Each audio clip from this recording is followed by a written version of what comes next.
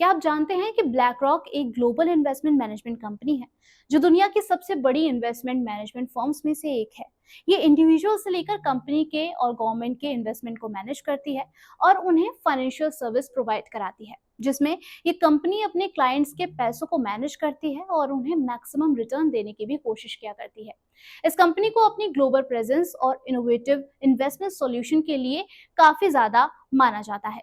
इस कंपनी के investment holding में कई बड़ी और पॉपुलर कंपनीज के शेयर्स शामिल हैं, जैसे कि एप्पल, अमेजॉन, मेटा, माइक्रोसॉफ्ट जैसी बड़ी कंपनी और पॉपुलर कंपनीज के शेयर्स इसमें शामिल हैं। ऐसी टॉप कंपनीज के अलावा black rock health care, energy, financial services और कंज्यूमर गुड्स जैसी इंडस्ट्रीज में भी इन्वेस्ट किया करती है। ये कंपनी डेटा ड्रिवन और रिसर्च बेस्ड अप्रोच का इस्तेमाल करके अपने क्लाइंट्स को इन्वेस्टमेंट गोल को समझती है और उन्हें फाइनेंशियल सक्सेस अचीव करने में मदद करती है। इस फर्म को 1988 में न्यूयॉर्क सिटी में एस्टैब्लिश किया गया था।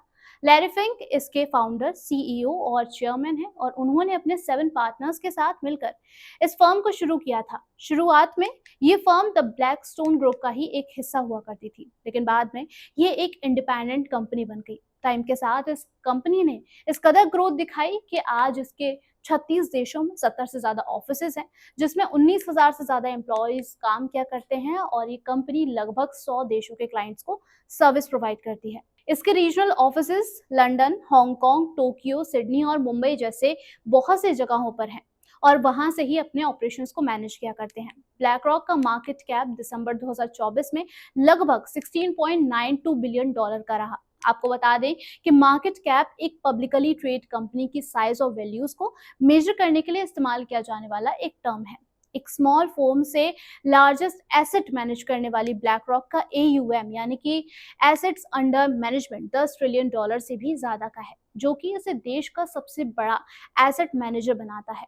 इसका मतलब है कि ब्लैक रॉक के पास $10 ट्रिलियन से ज्यादा की वैल्यूज के एसेट्स इन्वेस्ट करने के लिए हैं। ये एसेट्स स्टॉक, बॉन्ड्स और रियल एस्टेट एक्सेट्रा के फॉर्म में होते हैं और ये AUM बताता है कि ब्लैक रॉक के पास कितनी बड़ी फाइनेंशियल पावर है और इसके लार्ज इंस्टीट्यूशन और गवर्नमेंट जैसे क्लाइंट्स का कंपनी पर बहुत ट्रस्ट भी है। ये कंपनी एक पब्लिकल कंपनी है जो कि न्यूयॉर्क स्टॉक्स एक्सचेंज पर BL के नाम से ट्रेडेड है। आपको बता दें कि एक पब्लिकल कंपनी को लिस्टेड कंपनी भी कहा जाता है और इस तरीके से कंपनी स्टॉक एक्सचेंज पर लिस्टेड होती है और उसके शेयर्स को कोई भी खरीद और बेच सकता है। ये कंपनी S&P 100 और S&P 500 इंडिकेट दोनों की पार्ट है, जो इसके US फाइनेंस मार्केट में सिग्निफिकेंट पोजीशन को बताते हैं। यहाँ पर आप ये समझ लीजिए कि S&P 500 इंडेक्स अमेरिका की 500 लार्जेस्ट पब्लिकली ट्रेडेड कंपनी है जो उनकी परफॉर्मेंस को ट्रैक करती है और S&P 100 US की 100 largest and most influential company के परफॉर्मेंस को ट्रैक किया करती है। बिल्कुल जैसे कि इंडिया स्टॉक मार्केट में परफॉर्मेंस को निफ्टी 50 और सेंसेक्स इंडेक्स ट्रैक किया करते हैं। ब्लैक रॉक के बारे में इतना कुछ जानने के बाद अब जानते हैं कि ये कंपनी अपनी क्लाइंट्स को कौन कौन सी मेजर सर्विसेज ऑफर करती है। Number 1, asset management. Black rock अपने क्लाइंट के पैसों को स्टॉक्स, बॉन्ड, रियल एस्टेट जैसे अदर फाइनेंशियल एसेट्स में इन्वेस्ट करके मैनेज किया करती है और इस दौरान कंपनी का गोल होता है कि वो अपने क्लाइंट्स को मैक्सिमम रिटर्न दे सके। यानी कि अगर किसी इन्वेस्टर के पास पैसा है और वो अपने पैसे को स्टॉक और बॉन्ड्स में इन्वेस्ट करना चाहता है तो ब्लैक रॉक उसके पैसे को डाइवर्सिफाई करके ऐसे जगह पर इन्वेस्ट करेगी। नंबर 2 है इन्वेस्टमेंट सॉल्यूशन। ब्लैक रॉक अपने क्लाइंट को अलग अलग इन्वेस्टमेंट सॉल्यूशन को ऑफर किया करती है जो उनके फाइनेंशियल गोल के हिसाब से सेट किए जाते हैं। ये सॉल्यूशन म्यूचुअल फंड्स, ETF और प्राइवेट इक्विटी प्रोडक्ट के थ्रू दिए जाते हैं। म्यूचुअल फंड ऐसे पूल इन्वेस्टमेंट फंड्स होते हैं जिसमें कई सारे इन्वेस्टर्स अपने पैसे को इन्वेस्ट करते हैं और एक प्रोफेशनल फंड मैनेजर इन पैसों को इन्वेस्ट और मैनेज किया करता है। ETF यानी कि एक्सचेंज ट्रेडेड फंड्स ऐसे लो कॉस्ट फंड्स होते हैं जो कि स्टॉक एक्सचेंज पर ट्रेड किया करते हैं, जैसे कि शेयर्स करते हैं। और प्राइवेट इक्विटी ऐसे फंड्स होते हैं जो कि अनलिस्टेड कंपनीज में इन्वेस्ट किया करते हैं, यानी कि जो कंपनीज पब्लिक स्टॉक एक्सचेंज में लिस्टेड नहीं होती हैं और स्मॉल टू मीडियम साइज की होती हैं। नंबर 3 है risk management and advisory service. Black rock अपने क्लाइंट को risk management and advisory service भी प्रोवाइड करती है, जिसका मतलब ये है कि ब्लैक रॉक मार्केट रिस्क को समझने में अपने क्लाइंट्स की मदद किया करती है और उससे बचने के तरीके भी बताती है। साथ ही कंपनी अपने क्लाइंट्स को उनके फाइनेंशियल गोल के हिसाब से ही सही इन्वेस्टमेंट स्ट्रेटजीज और पोर्टफोलियो मैनेजमेंट की एडवाइस भी देती है। आपको बता दें कि स्टॉक मार्केट में पोर्टफोलियो का मतलब ये होता है कि इन्वेस्टमेंट कलेक्शन क्या है आपका, जिसमें किसी इन्वेस्टर की डिफरेंट टाइप के इन्वेस्टमेंट जैसे कि स्टॉक, बॉन्ड, म्यूचुअल फंड और ईटीएफ को एक साथ रखा जाता है। नंबर 4 है sustainable investing. Black rock sustainable investing को भी प्रमोट किया करता है।